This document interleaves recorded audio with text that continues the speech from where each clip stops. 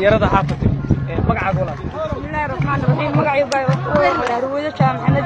واحد كسر وين مدحوينه محمد عبد الله فرماجو aad ayaan taageeraa runtii ma arag madaxweyne dalka soo marta u taageeray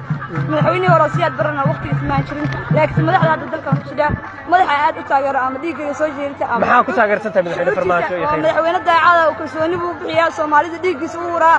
madaxabistu soo daaya dadka dhulkeena oo nabad maxaa soo nabad guurkiyo dhacay dadka Soomaaliya soo nooleeya sida markii mooshinka laga keeno kale dadka waxa kamid ah aad shucuurtooda u kacday xitaa waxaan haleeli waayay inaan sheeg waxaan isku dayay waxaan sidoo joogneed meesha Muqdisho waxa kamid noqday dadka shucuurta bixinaha madaxweynaha dareenka ka bixinaha waa madaxweyne daacada waxaan rajaynaynaa inuu noo sii noolaado oo noo sii jiro waxaan rajaynayaa Soomaaliya inay midowdo maamul goboleedyada inay baaba'aan inay Soomaaliya mid noqoto in aniga Soomaali bas ku tilaan ma jiro Soomaaliland ma jiro wax kale ma jiro aniga Soomaali bas in lagu faano Soomaalnimada sababta ah marka sheegtay ama wadanka tagtid waxaad muujinaysaa inaad dalka timaado laakiin maamul goboleedyo waxa aqoonsiga dalku waa federaal ka waran saaka markuu madaxweynuhu imanayo maxay tahay fariinta u diraysaa saaka madaxweynaha waxa leeyahay soo dhawow dhulkeena adiga meesheeni nabadeeni waxa ku soo dhaweynaa gacmo furan nabad qalbi furan waxa aad u jecelnahay shacabkiisa baan nahay waxa rajaynaynaa dadka Soomaaliya markay soo kacaan ka mid noqonaya horyaalkooda ama xusi doono sida madaxweynaha hore u xusay ama dhalinyaradii sida dhalinyaradii Israa'iil waxa rabnaa in taariikh noqono insha Allah waxa rajaynaynaa dalkeena inuu guuleysto waxa leeyahay madaxweynaha sida kale raiisul wasaaraha Xasan Cali Khayre asna waa nin aad sheeg min wanaagsan weeyo oo madaxweynuhu ma heli karo waqti kalsooni ma heli karo sababtoo ah marka waa laba walaalo way ismeeyaan waa niman aad u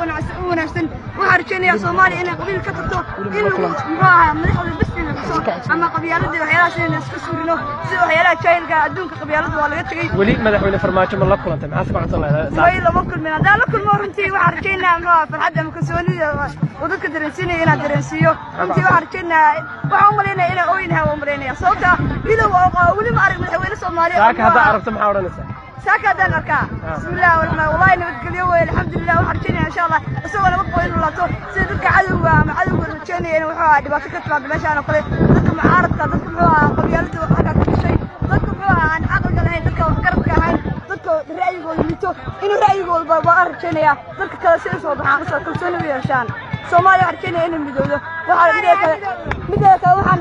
dhalinyaradiina saxaafada warka tibinaysa waxaan rajaynayaa inaan nabadgeliyo ama waqti badan ilaa cimriga miyiga sababtoo ah idinka hadii la helin kalsooni maan helay anaga walaal ciidankii oo kale kamid ah wallahi waqti marka arkaysid dhulka dusha nabad lahayn ma waari ka dhigta nabada